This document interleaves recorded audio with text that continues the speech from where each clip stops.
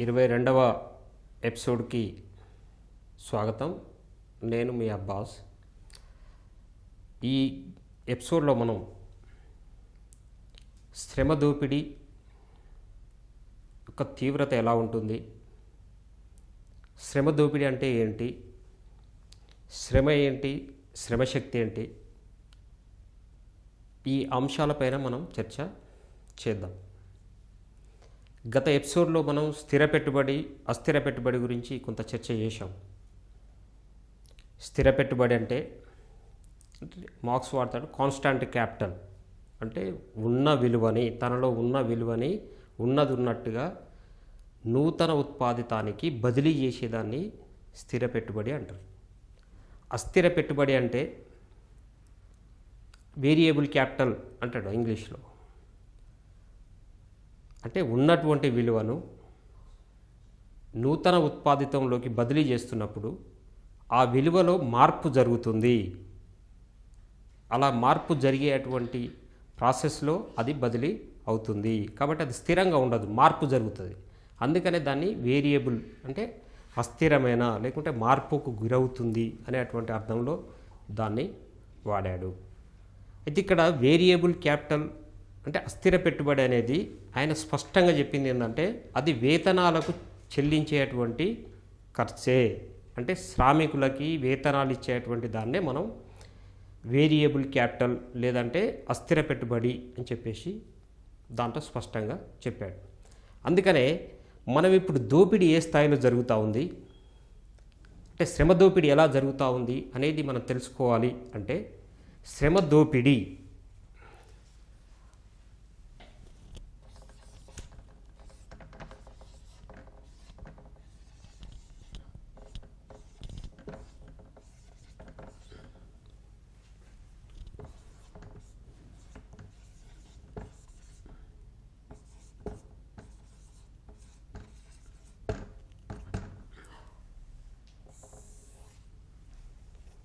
ఈ శ్రమ దోపిడీ అంటే ఏమిటి అసలు? అంటే మనం 20 ఎపిసోడ్లో తెలుసుకున్నాం. అంటే శ్రామికుడు 200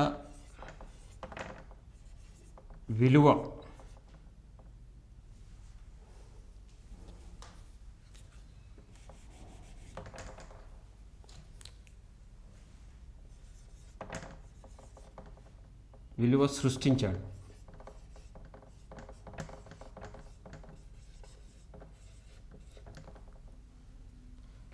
200 విలువ సృష్టించారు శ్రామికులు. దాంట్లో శ్రామికునికి ఇచ్చింది 50 అంటే వేతనం రూపంలో.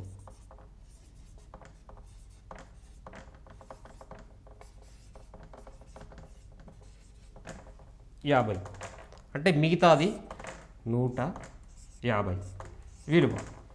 ఈ 150 విలువని శ్రామికుడు సృష్టించినటువంటి 200 విలువల నుండి 50 మాత్రమే శ్రామికునికి ఇచ్చి 150 దీన్ని పెట్టుబడిదారులు కాజేశారు.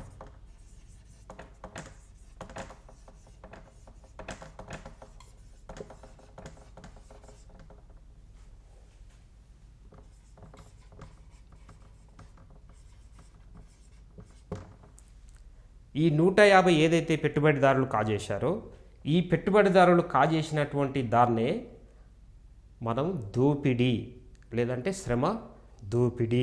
అంటే విలువ అంటేనే శ్రమ, శ్రమ లేకుండా విలువ అనేది లేదు. అంటే 200 రూపాయల విలువ చేసే శ్రమ ఇక్కడ చేస్తే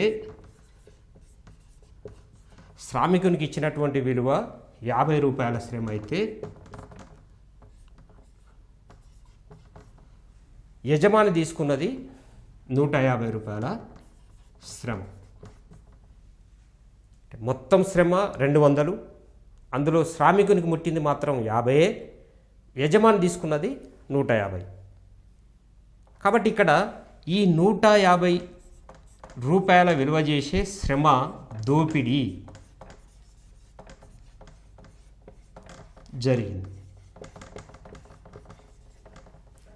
అంటే శ్రమ దోపిడీ అనేది ఇది కార్మికునికి చెందాల్సింది 150, ఎందుకంటే దాన్ని సృష్టించింది కార్మికుడు, అది చెందాల్సింది కార్మికుడికి. కానీ కార్మికుడికి చెందాల్సినటువంటి దాన్ని పెట్టుబడిదారులు ఎప్పుడైతే తీసుకుంటా ఉన్నారో, పెట్టుబడిదారులు ఎప్పుడైతే దాన్ని కాజేస్తున్నారో, ఆ కాజేసేటువంటి పద్ధతి అంటే ఒకరికి చెందాల్సిన దాన్ని ఇంకొకరు కాజేయడాన్నే మనం దోపిడీ అని చెప్పేసి అంటాం. అందుకని ఇక్కడ శ్రామికునికి చెందాల్సినటువంటి దాన్ని ఏదైతే ఉందో, ఈ శ్రామికుంది పెట్టుబడిదారులు ఎప్పుడైతే కాజేస్తున్నారో దీన్నే మనం శ్రమ దోపిడీ అని చెప్పేసి అంటా ఉన్నాము. ఈ శ్రమ దోపిడీ అనేది మామూలుగా వాళ్ళు ఒక వాదన తీసుకొస్తారు. మేము వేతనం ఇచ్చాం కదా, ఇక్కడ 50 రూపాయలు అనేది వేతనం ఇచ్చిన తర్వాత ఇంకా దోపిడీ చేసినట్టే ఉంది. అందుకని ఇప్పుడు మొత్తం దేశంలో అయినా ప్రపంచంలో అయినా ఎక్కడైనా మేము కూలి ఇచ్చేసాము, లేదంటే వేతనం ఇచ్చేసాము. వేతనం ఇచ్చేస్తున్నాము అంటే కార్మికునికి ఇచ్చేసాము, ఉత్పత్తి సాధనాలది ఉత్పత్తి సాధనాలకు ఇచ్చేసాము, అలాగే ముడి సరుకులకు ఇచ్చేసాము. దేంది దానికి ఇచ్చిన తర్వాతనే మాకు మిగిలింది తీసుకుంటా ఉన్నాము, కాబట్టి ఈ మిగిలిందే మా లాభము అని చెప్పేసి వాళ్ళు చెప్తా ఉన్నారు. అయితే మనమేం అడుగుతున్నాం అంటే ఈ లాభం అనేటువంటిది ఎక్కడి నుండి వచ్చింది అంటే మనం చూసాము. అంటే శ్రామికుని యొక్క శ్రమ లేకుండా ఇక్కడ విలువ అనేది సృష్టించబడదు. అంటే విలువ అనేది ఎవరు సృష్టించారు? శ్రామికుడు సృష్టించాడు. ఈ శ్రామికుడు సృష్టించినటువంటి విలువలో వాటి 200 రూపాయల విలువ చేసేటువంటి సంపదను సృష్టిస్తే ఆయనకి ఇచ్చినటువంటిది ఎంత అంటే 50 రూపాయల విలువ చేసే సంపద మాత్రమే ఆయనకిచ్చి మిగతా 150 రూపాయల విలువ చేసేటువంటి సంపదని యజమాని తీసుకోవడం ఏదైతుందో అది అక్రమము, అది సరి అయింది కాదు, అదే శ్రమ దోపిడీ అని చెప్పేసి మార్క్స్ చెప్పాడు. దీన్నే అదనపు శ్రమ అంటే శ్రామికుడు తను తీసుకున్న వేతనం కంటే ఎక్కువ శ్రమ చేశాడు. అంటే 50 రూపాయల విలువ తీసుకొని 200 రూపాయల విలువ చేసేటువంటి దాన్ని ఆయన సృష్టించాడు. ఈ సృష్టించిన దాంట్లో ఈ సృష్టించినటువంటి సృష్టికర్త ఎవరు? శ్రామికుడు. కానీ 50 తీసుకొని 200 సృష్టిస్తే ఆ 200లలో 50 మాత్రమే ఈయనకి ఇచ్చేసి 150 యజమానులు తీసుకునేటువంటి పరిస్థితి కొనసాగుతూ ఉంది. ఈ 150 నుండే పెట్టుబడిదారులకు లాభాలు వచ్చేది.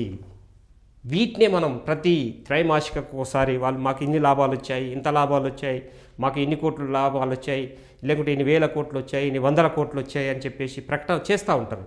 ఆ చేసేదంతా ఆ ప్రకటనలలో కనిపించేటువంటి అదనపు సంపద లాభం ఏదైతుందో ఆ లాభం అంతా ఈ శ్రమ దోపిడీ నుండి వచ్చిందే. అంటే శ్రామికుల యొక్క శ్రమను దోపిడీ చేయడం ద్వారా వాళ్ళు కూడబెట్టుకునేదే. అంతే తప్ప పెట్టుబడిదారుడు చెమటొడిచో లేకుంటే పెట్టుబడి మనం గత ఎపిసోడ్లో చూసాం, స్థిర పెట్టుబడి నుండి దాని విలువ యాస్టీజ్గా బదిలీ చేస్తుంది కొత్త ఉత్పాదితంలోకి, అదనంగా విలువ అనేది సృష్టించదు. ఇక్కడ అదనంగా విలువను సృష్టించేటువంటిది సజీవంగా ఉన్నటువంటి శ్రామికుడు, అంటే ప్రాణంతో ఉన్నటువంటి శ్రామికుడు. ఈ ప్రాణంతో ఉన్నటువంటి శ్రామికుడు 50 రూపాయల విలువ చేసేటువంటి వాటిని తిని లేకుంటే ఆ రకంగా వాటిని వాడుకొని 200 రూపాయల విలువ చేసే పని చేస్తూ ఉన్నాడు. 200 రూపాయల విలువ చేసే పని చేస్తే కేవలం ఆయన తిన్నది మాత్రమే శ్రామికుని మిగులుతూ ఉంది. మిగతా 150 విలువ చేసేటువంటి సంపద ఏదైతుందో అది యజమానులకి పోతూ ఉంది.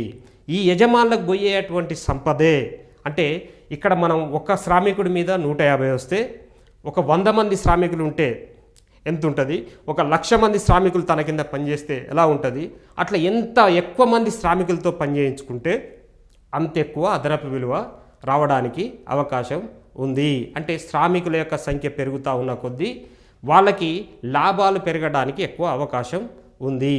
అందుకే మనం ఇక్కడ చూస్తే అంటే గతంలో మనం ఒక్కొక్క సందర్భాల్లో మధ్య ఒక పవన్ కళ్యాణ్ సినిమా ఒకటి వస్తుంది, దాంట్లో నాకు ఇన్ని దేశాల్లో అంటే ఒక 10 దేశాల్లో పరిశ్రమలు ఉన్నాయి, దాంట్లో 1,00,000 మంది కంటే పైగా కార్మికులు పనిచేస్తున్నారు అని చెప్పేసి చెప్తాడు. అంటే 1,00,000 మంది కంటే పైగా కార్మికులు పనిచేస్తూ ఉన్నారు అంటే 1,00,000 మందిని దోపిడీ చేసుకోవడానికి అవకాశం ఉంది నాకు, అంటే నేను అంత గొప్పవాడిని అని చెప్పేసి చెప్పుకున్నట్టు. అంటే అదొక స్టేటస్ సింబల్ లాగా ఈరోజు సమాజంలో చలామణి అవుతుంది. కానీ వాస్తవానికి 1,00,000 మందిని దోపిడీ చేసి బతకడం అనేది చాలా హేయమైనటువంటి చర్య.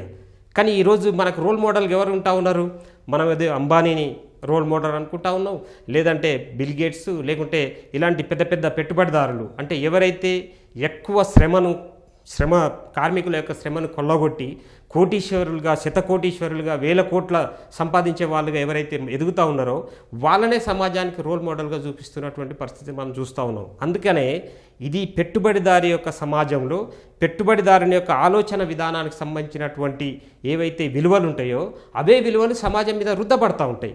అందుకే ఇక్కడ మనం శ్రమ దోపిడీ చేసేటువంటి వాళ్ళు రోల్ మోడల్గా ఉంటా ఉన్నారు. అందుకే మనకి అంబానీ కానీ, మన ఆర్థిక మంత్రి కానీ, ఇతర ప్రధానమంత్రి కానీ, గొప్ప గొప్ప వాళ్ళనుకుని చెప్పుకుంటున్నటువంటి రాజకీయ నాయకులు కానీ ఈరోజు ఎవరైతే పెట్టుబడిదారులుగా ఉన్నారో, ఎవరైతే ఈ రకమైనటువంటి దోపిడీ చేస్తూ ఉన్నారో ఆ శ్రమ దోపిడీ చేసేటువంటి వాళ్ళకే ఈరోజు అండగా ఉండి ఆ శ్రమ దోపిడీ చేసే వాళ్ళని సృష్టికర్తలుగా, శ్రమ చేసి నిజమైనటువంటి సృష్టికర్తలనేమో కేవలం వాళ్ళు మామూలు శ్రామికులుగా, లేబర్గా, అంటే వాళ్ళని చీప్గా చూస్తూ వాళ్ళకి చట్టాల్లో తర్వాత అనేక హక్కులు ఇవ్వాల్సినటువంటి దాంట్లో అణిచివేసేటువంటి పద్ధతిని మనం చూస్తూ ఉన్నాం. ఆ రకంగా ఈరోజు శ్రమ చేసేటువంటి వాళ్ళు శ్రామికులు, ఆ శ్రామికులు ఏదైతే ఉన్నారో వాళ్ళు చేసేటువంటి సంపదనే, వాళ్ళు సృష్టించేటువంటి సంపదనే యజమానులు దోపిడీ చేస్తూ ఉన్నారు. ఇది శ్రమ దోపిడీ అనేటువంటి దాన్ని మనం అర్థం చేసుకోవాలి. ఈ శ్రమ దోపిడీ జరిగినంత కాలం ఈ శ్రామికుడు అభివృద్ధి అయ్యేటువంటి అవకాశం లేదు. శ్రామికుడు నిజమైనటువంటి మనిషిగా జీవించేటువంటి అవకాశం లేదు. ఆ రకమైనటువంటి శ్రమ దోపిడీని అరికట్టడం ద్వారానే శ్రామికుని యొక్క విముక్తి జరుగుతుందని చెప్పేసి మార్క్స్ ఆ పెట్టుబడి గ్రంథంలో సూత్రీకరించడం అనేది జరిగింది. శ్రమ దోపిడీ గురించి ఈ ఎపిసోడ్లో తెలుసుకున్నాము. అలాగే శ్రమశక్తికి మధ్య తేడా ఏంటి అనేటువంటి అంశాన్ని రాబోయేటువంటి ఎపిసోడ్లో తెలుసుకుందాం.